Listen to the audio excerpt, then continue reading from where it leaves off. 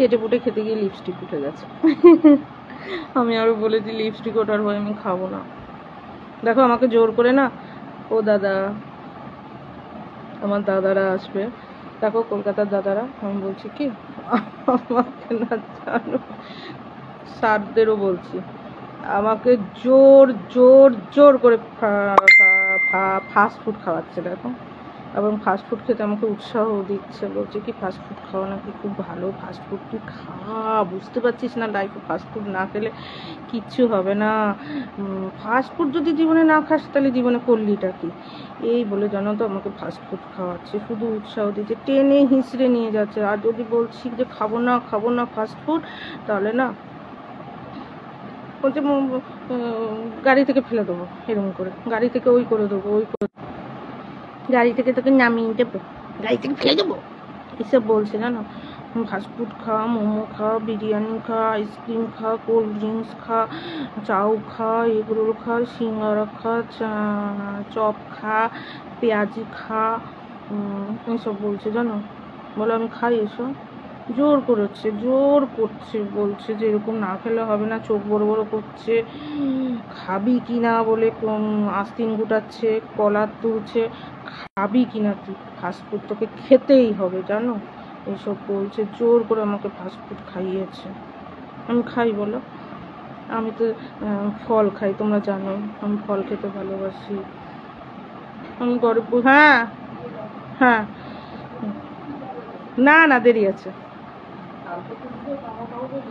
হুম, কি তাহলে আমার অনেক দেরি হয় ঘুমাতে। সে জোর করে ফাস্টফুড খাওয়াচ্ছে, বলো এগুলি উচিত আমার খাওয়া? তারপরে তো অবশ্য কোনো ব্যাপার না, ডাক্তারবাবু কিছুতেই না করেনি। আবার বলে তুইও হয়ে গেছিস নাকশিটকানি পুরোনো মানুষদের মতো, বুড়োদের মতো, পুরোনো বুড়িদের মতো, কিছু একটা খেলে এটা খাবো না ওটা খাবো না করিস কেন? হ্যাঁ, পরিণত জন্য তো জোর করে আবার ভূতের ভয় দেখিয়েছে, বলেছে তোকে যদি ফাস্টফুড না খাস তাহলে তোকে ভূতে ধরবে। দাঁড়া, তোকে একদিন ভূত দেখাতে হবে, দাঁড়া একদিন।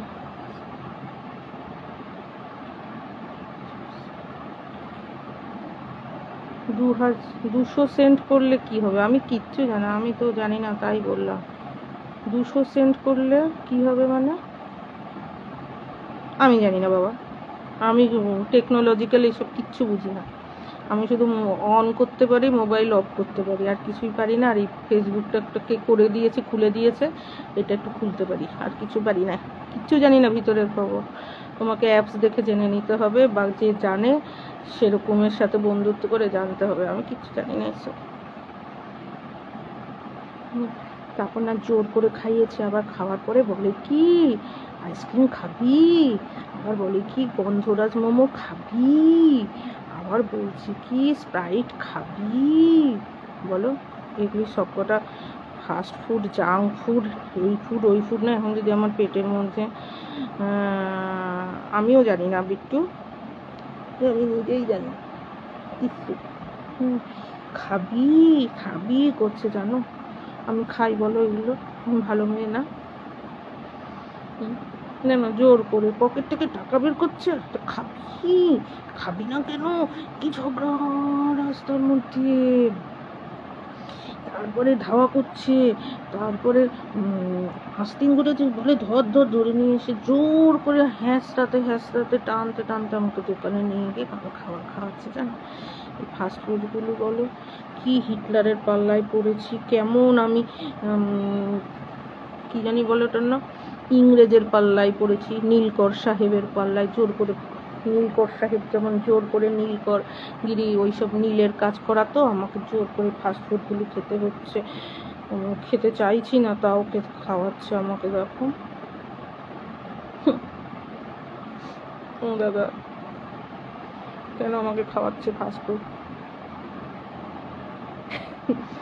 ও দাদা দেখেছো, আমাকে কলকাতায় নিয়ে যাও, শিগগির আমাকে কলকাতায় নিয়ে যাও, নাহলে ওরা আমাকে ফাস্টফুড খাওয়াচ্ছে, ফাস্টফুড না গেলে বকাবকি করছে, ভূতের ভয় দেখাচ্ছে, আমাকে কলকাতায় নিয়ে চলে। আর আমার মনাটা ঢুকে গেছিল কেন শয়তানটা, মিনিটা ঢুকে গেছিলো। আজকে নেমেছি গাড়ির থেকে, ওমা ও কোত্থেকে দৌড়ে চলে এসছে, এসে দেখেছে যে ওই দেখ সেই ছেলেটা দে ফ্লাইং কিস কর, থাবা কিস কর এরকম করে। সে কি অবস্থা,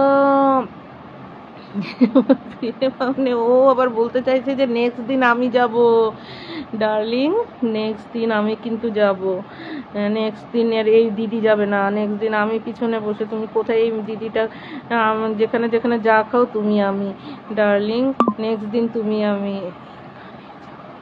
বুঝতে পেরেছো? দৌড়ে এসে চোখের পলক পড়ে না, ও তো চোখে হারাচ্ছে। মোটর বাইকে উঠে পেছনে বসে দুটো হাত, এই পথ যদি না শেষ হয় করতে করতে ও যাবে। ওর তো মানে পাগলিনী হয়ে যাচ্ছে, আমি কেন গেলাম, হিংসায় চলছে। তারপর গিয়ে ফ্লাইং কিস কর, আর ওরাও সে চোখের মধ্যে রোমান্টিক ভাবে তাকাচ্ছে না, জানো এরকম করছে। ওই যে থাকে না অনেক সময় দিদির বন্ধুর সাথে ক্রস কানেকশন করে বোন করে তারপর জামাই বানিয়ে নিয়ে আসে, যেমন দাদার বন্ধুর সাথে ছোট বোনের লাইন, ওটা সেরকম হয়ে গেছে, জানো বাজে গেছে এই অবস্থা। তারপরে আমি এসে তো আমার তো যেন দুটো পা এক হয় না। তারপর আমার টানা একটা কাজ থাকে, সেই টানা কাজগুলি করি। সেদিন কাল থেকেও এসে টানা কাজের পর সময় ফোন এসেছে, আমি তো আর ধরতেই পারবো না এই টাইমে ফোন, আমার হাত পাত তখন এঁটো থাকে, এক গাদা কাজ আমার পরে, আমি দেখতে পাচ্ছি ফোন বাজছে কিন্তু আমি তো ধরতে পারছি না ফোন। তারপর আমি পরে বললাম যে আমি যখন এরকম ফেরার পরে আমার একটানা কাজ থাকে এবং আমি একটানা কাজগুলি সেরে নিই, কারণ ওই জামাতেই, কারণ আমাকে তো জামাটা ছাড়তে হবে। তখন আমার এঁঠো কাটার কাজটা থেকে আমি একবারে কাজটা সেরে নিই, তখন মানে হাত পা ধুয়ে নিই কিন্তু ওই জামাটা পরে সেরে নিই, নাহলে আমাকে আবার জামা পরে হাত পা ধুয়ে আবার সেই এঁঠোর কাজ এই দুইবার ঠান্ডা আমি ধরতে পারি না, জল চলা দুটো বেশিক্ষণ উচিত না। তারপরে করে টোরে এখন আমাকে তুমি কি বলবো, ছাতার মাথা। তারপরে একটানা কাজ করেছি, করার পরে তারপরে আসলে তোমাকে খাবার দেওয়া, রান্নাঘরটা ওই করা, জামা টামাগুলি আটকানো, তারপরে হাত মুখ ধোয়া, তারপরে বিছনা টিছনা করে একবার আমি হাতে বসেছি। আমি খাওয়া দাওয়া করিনি, রান্নাঘরটা করে টোরে মনাকে খাবার দিতে হয়, ওকে একটুখানি গুছিয়ে দিতে হয়, নাহলে খায় না তো, পোষা তো একটু দুষ্টামি করে ফেলে, তো দুষ্টামি করবে, পোষা যেটা আসছে যেটা তার মধ্যে তো ফারাক আছে না, এটাকে একটু গুছিয়ে দিতে হয়, দুষ্টামি করে, তারপর খেয়ে দিয়ে আবার একটু খেলতে চায়, দৌড়াদৌড়ি করে তো। তারপর বাইরেরগুলোর জন্য খাবারটা দিয়ে রাখা, সেগুলোরও ব্যাপার আছে, সব মানে রান্নাঘরটা একবারে পরিষ্কার করে ওই সব করতে গিয়ে আমার অনেক লেট হয়ে যায়। মানে আসার পর আমার আর ফোন ধরা হয় না, ফোনটা ওই যে আমি চার্জে বসিয়ে দিই সেই আর কি। আজকে যেমন আসার পরে লকটক করা থাকে, তারপরে বৃষ্টি হলে আরও সমস্যা হয়, বুঝেছো তো। বৃষ্টি হলে বা রাতের বেলা মনাটা না বাইরে ওই যে ছুঁচো ডাকে, ওখান থেকে খায় আর দেখে, মানে খাবারটা খায় আর ওদেরকে দেখতে থাকে। আর ঘরে দিলেও খুব দুষ্টামি করে, মানে ঘরে একবার খাবারটা, বাইরে কেউ চিক করে ডাকলে, মানে বৃষ্টি হলে ঘরে খাবার দিই তো রাতের দিকে, চিক করে ডাকলে ও দৌড়ে আবার বাইরে যায়, সে এতক্ষণ আমাকে দাঁড়িয়ে থাকতে হয়, বুঝতে পেরেছো। এই জন্য একটু বোঝ হইতো, বাড়ির একটা পোষা থাকলে তাকেও তো একদম সেইভাবে দায়িত্বটা নিতে হয় না, সেইভাবেই মানে আমাদের নিতে হয়। তো ও তখন একটা ছোটো বাচ্চার মতো, ও কেন মানে ও সারা জীবনই বাচ্চার মতো, কেননা ও তো পশু, তো আর সেই ব্রেন নেই, ওর মন মর্জি মতো আমাকে চলতে হয়, ওর সুবিধা মতো। তারপরে এই খাবার টাবারই, যেমন আজকে খাবার টাবার দিয়েছি, আজকে বাইরে দিয়েছি খাবারটা, বৃষ্টি হচ্ছিল না, খাবারটা বাইরে দিয়েছি, দৌড়াদৌড়ি করছে খাবার ফেলেও, কোথায় কি দেখেছে, বোধহয় ব্যাং লাভ দিয়েছে না চিংড়ে লাভ দিয়েছে, ওই জানে, ওরা তো রাত্রেবেলা ভালো চোখে দেখে জঙ্গলগুলো, ওই আমি সেই পাহারা দিয়েছি, আমি আয় ঘেটেই ধরে তারপর নিয়ে এসেছি, তারপরে দিয়েছি, তাও দেখিনি। তারপরে হঠাৎ করে দেখি লেজ ফুলিয়ে ঘরটার মধ্যে আসার চেষ্টা করছে, আমি যে ঘরটার মধ্যে আসলে বেটা খাবেই না, বাইরে দিয়ে এসেছি খাবারটা, খাবেই না, মানে ওই যে ঢুকবেও ঘরে করতে করতে তত আর মানে খাওয়ার ন্যাকটা চলে যাবে সারাটা রাতে। তারপর আবার বাইরে বেরিয়ে যে ওই যে হাওয়া হবে সহজ হতে পারবো না। তারপরে আমি সঙ্গে সঙ্গে আটকে দিয়েছি, আটকে দিয়ে লাইটটা অফ না করে দিলে ওর দরজাটার সামনে খচখচ করতে থাকবে। তারপর দেখলাম এখন বাইরে খাওয়াটা হয়ে গেছে। এইদিকে আমি একটু ভিডিও করতে বসেছি, মানে একটু কথা বলতে বসেছি, যেহেতু আজকে আমার রাতে খাওয়া নেই, একদিকে সুবিধা, মার খাবার রেডিমেড এনে দিয়েছি, যার জন্য মাকেও কিছু করতে হয়নি, তো মানে আনা নেওয়া করতে হয়নি, এনে ডাইনিং টেবিলে একদম গুছিয়ে দেওয়া হয়ে গেছে। যে ওখানে টিভি দেখতে বসে মানে টিভি দেখতে বসে খেয়েছে, আমি এদিকে ভিডিও করতে বসেছি। হঠাৎ করে মা বলে শোনা ওই তার ঢুকেছে। আমরা ঢুকলো কী করে? আমি তো জানলা দরজা বন্ধ করে রেখেছি, ও যেহেতু রাতে খাবে বাইরে, নাহলে ঢুকে যাবে। তো আমি বললাম না, যে ঢোকার ভয়টাই আমি তো বাইরে এসে করেছি, গেটটা আটকে দিলাম, নাহলে তো খাবে না। বলে কি জানিস, রান্নাঘরে আমাদের দুখানা গ্রিল, মানে একটা গ্রিলের ওপর দিয়ে আবার গ্রিল দেওয়া, বুঝেছো? মানে প্রথম একটা গ্রিল দেওয়া হয়েছিল, সেটা ফাঁকগুলো বড় বড় বলে পরে আর একটা গ্রিল দেওয়া হয়েছে, এবং কোনোটাই 2 সুতোর না, বুঝেছো? যেহেতু রান্নাঘরে আমাদের জানলার মধ্যে কপাট নেই, তার জন্য আমাদের ওরকম করা, মানে দুটো মোটা মোটা গ্রিল, ওই 2 সুতোর কোনোটাই না। তারপরে সে একেবারে ডিজাইনিং গ্রিল দাও, সেই গ্রিলের ফাঁক দিয়ে কি করে ঢুকেছে ভাবতে পারো? মানে কোনো একটা গ্রিলের ডিজাইনের মধ্যে কোনো একটা হয়তো একটুখানি স্পেসটা বেশি পেয়েছে, ওই জায়গাটা দিয়ে শরীর ঢুকিয়েছিল, তাহলে ওই জায়গাটা দিয়ে কেউ ঢুকতে পারে না, মানে সহজে ইঁদুর পর্যন্ত ঢুকতে, মানে ছুঁচো ঢুকতে পারে না। ইঁদুরটা ঢুকতে পারে, ইঁদুর তো ছোটো জিনিস, বেজিও ঢুকতে পারে না। কী করে মাথা মতো, মানে এতদিন ধরে ট্রাই করেছে যে কোন ফাঁকটা, একটা ফাঁক তো থাকবে দুটো গ্রিলের মধ্যে, যতই ডিজাইন হোক কোনো ডিজাইনের মধ্যে তো একটা একটু মানে ওর সুবিধা মতো ফাঁক থাকে, ওই ফাঁকটাতেই ঢুকে একটা বড় ঘরে ঢুকে দিয়েছে। মা বলে কি, এই দেখ, মা জল দিয়েছে একটু একটু গায়ে, যে যাতে গ্রিলের থেকে নেমে যায়, তাও মানে ঢুকে। মা বলে কি, এই দেখ। আমি তুমি বের করো, বলে কি আমি আর পারবো? সেই বের করা, আমাকে দেখলেই খাওয়া উচিত রেখেছে। ওই যে গলার আওয়াজ পাচ্ছে, গলার আওয়াজ পেলে ওকে রাখা মুশকিল হয়ে যায়। মানে ও যে কি আমাকে মাছ ভাবে না মাংস ভাবে না, ওর মতো আর একটা বিড়াল ভাবে, কি যে ও ভাবে আমি জানি না। ও সারাক্ষণ আমার সাথে লেগে থাকে, আমার ব্যাগ, আমার জামা, আমি ব্যাগ ট্যাগ গুছিয়েছি, ও আমার ব্যাগের হাতলের ভিতর দিয়ে হাত ঢুকিয়ে রয়েছে। তো কী যে করে, আর শরীর খারাপের পর থেকে আরও বেশি আমার সাথে লেগে থাকে। মানে ওর শরীর খারাপ যখন হয়েছিল ছোটোবেলায়, তখন তো হাতে করে করে খাইয়েছি, সেটা পরের কথা, তা তো ভুলে যাওয়ার কথা। ওদের শিশু বাচ্চার কি মনে থাকে, মানুষের বাচ্চারই মনে থাকে না, একটা বয়সের আগে কোনো জিনিস মনে থাকে না, মনে করিয়ে দিতে হয় বারবার, তোমাকে না এটা করা হতো। আর এ তো পশু পক্ষে মনে থাকার কথা নেই। কিন্তু আমার শরীর খারাপে যে রিসেন্ট হলো ওই অক্ষয় তৃতীয়া, তখন থেকে ও বেশি আমার মানে গা লাগোয়া হয়ে গেছে, আরও বেশি। তখন আমি খুব কান্নাকাটি করতাম, তো ওই যে গা লাগোয়া হয়ে গেছে, মানে আমি চান করলে ও বাথরুমের বাইরে ম্যাও ম্যাও, মানে ঢুকলি দরজাটা খুলে রাখ, এইরকম একবার বাথরুমে করে গেছিলাম, এমন হয়ে গেছে, বুঝলে? এখন সব কিছুতে ভাগিদার হয়ে গেছে। ব্যাগে থেকে টাকা বের করলে ও থাবা মারে। সেদিন কিন্তু মাকে আমি বলছি কি, মা আমি ঘুরতে যাবো, স্পন্সর করো টাকাটা, মানে আমার ঘোরাটা স্পন্সর করো। মা আমাকে টাকা দিতে যাবে কি, ও থাবা দিচ্ছে, মানে ওকেও দাও। বলছি মা ওকেও টাকা দাও, ওকে স্পন্সর করো, ও খাটের তলায় ঘুরবে, গ্রিলের মধ্যে বাইবে, ওটাও তো স্পন্সরশিপ। ওকে মানি ব্যাগ, ও মানি ব্যাগ নিয়ে এইভাবে খেলে, আরে একটু ঢুকিয়ে দেবে ভিতরে, মানে খেলে ঠিক আছে ওই, কিন্তু ও তো মানি ব্যাগটা কোনো ফার্নিচারের ভিতরে ঢুকিয়ে দেবে, সে তখন সমস্যা হবে। ও কী করে, দুটো হাত নিয়ে ধরে এক স্লিপ কাটে। বড় হয়ে গেছে, 5 মাস হয়ে গেছে। এই টাইমে তো লোকের মানে অন্য বেড়ালদের তো বাচ্চা কাচ্চাই হয়ে যায়, হয় বা হওয়ার মতো, ওর কোনো কিছু একটা নাই, বাচ্চাই হয়ে গেছে। বাচ্চা না শয়তান কে জানে, এই আর কি। না যাই হোক, তো যাই, এবার হাত মুখ ধুই, জল তেষ্টাও পেয়েছে, হাত মুখ ধুই এবার একটু। অনেক কথা হলো, খেতে গিয়ে লিপস্টিক উঠে গেছে, দেখছো? এই লিপস্টিক সাজি না কেন জানো তো, শুধু লিপস্টিক দিয়েছে, আর মুখে কিন্তু পাউডার দাও, কোনো ক্রিম ট্রিম দিইনি। ওই ক্যাত ক্যাত করে মুখ, আমার ভীষণ অয়েলি। আমি তো ভেবেছিলাম আমার ড্রাই স্কিন হয়ে যাবে, মানে আমি যে ওষুধগুলি খাই না, তার অনেক সাইড এফেক্ট আছে, সেই সাইড এফেক্টের মধ্যে ড্রাই স্কিন, চুল উঠে যাওয়া, তারপর আবার অনেকের গোবদারি গজিয়ে যায়, কী সব, মানে একটু হরমোনাল ওষুধ তো। তারপরে কী জানি বলছিল, ফ্যাট হয়ে যাওয়া, সেটা তো হবে। মাথা ঘোরা, আমার ফ্যাট, মাথা ঘোরা, মাথা ঝিমঝিম এই জাতীয়টা হয়েছে, একটু নিঃশ্বাসে কষ্ট, ওই জন্য দাঁত ব্যথা হেনা হয়, স্কিন টোট স্কিনের মতো হয়ে যায়।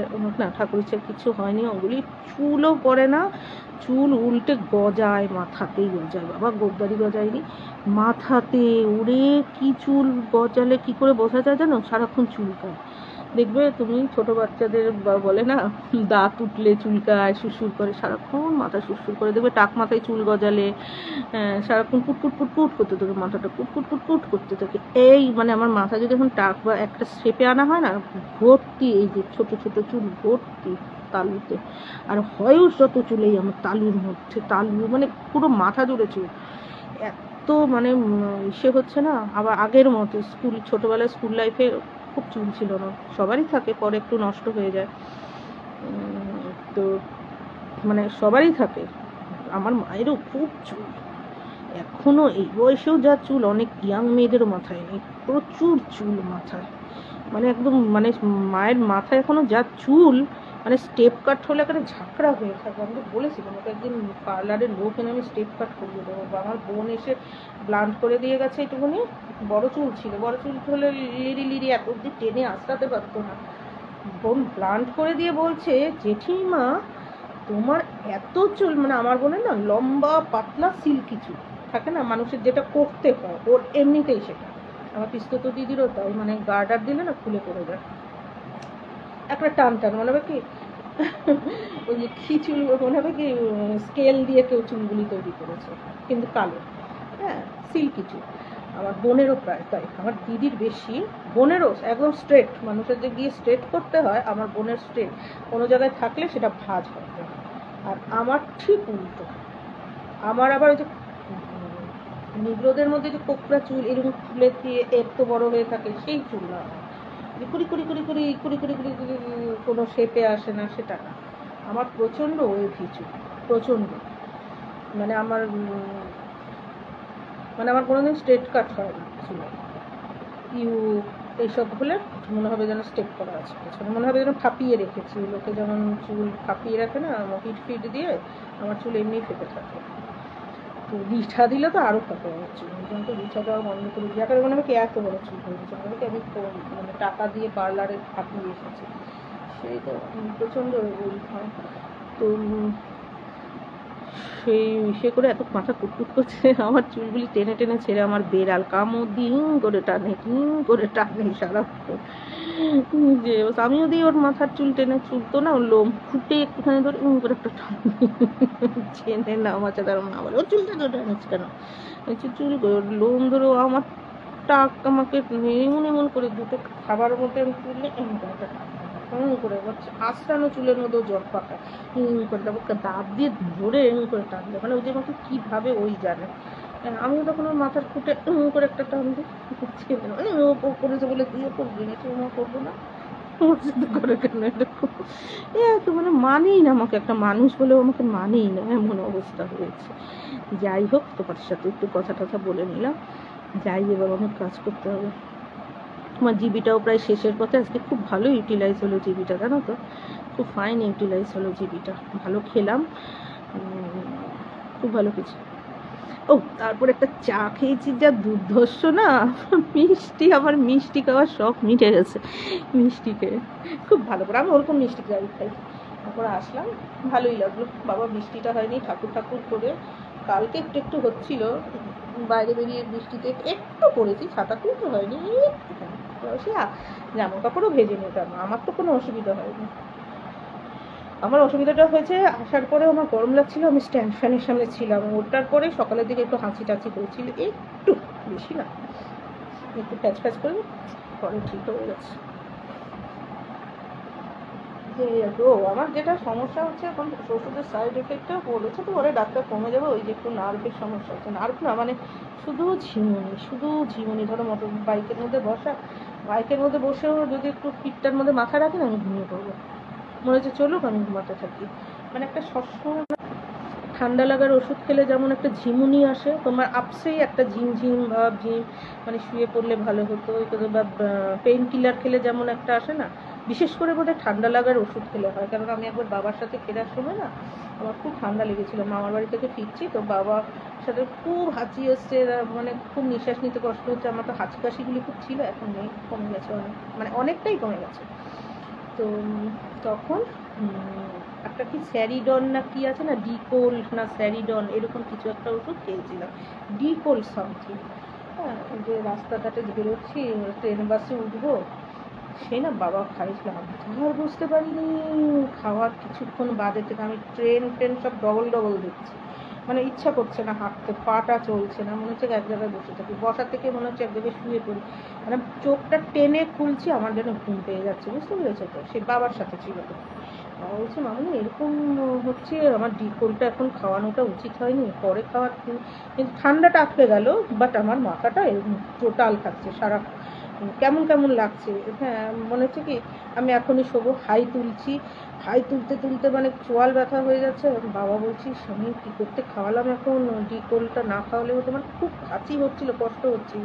এর জন্যই দোকানদার বললো এখন একটা খেয়ে না। তা খেয়ে যে আমি ট্র্যাভেল করবো উনি তো বুঝতে পারিনি। তেমনি মাথা ধরছে, আসলে নার্ভ তো ঘুমটা চাইছে, ঘুম হোক বা শুয়ে পড়া হোক চাইছে, আমি তো পাচ্ছি না সেটা করতে।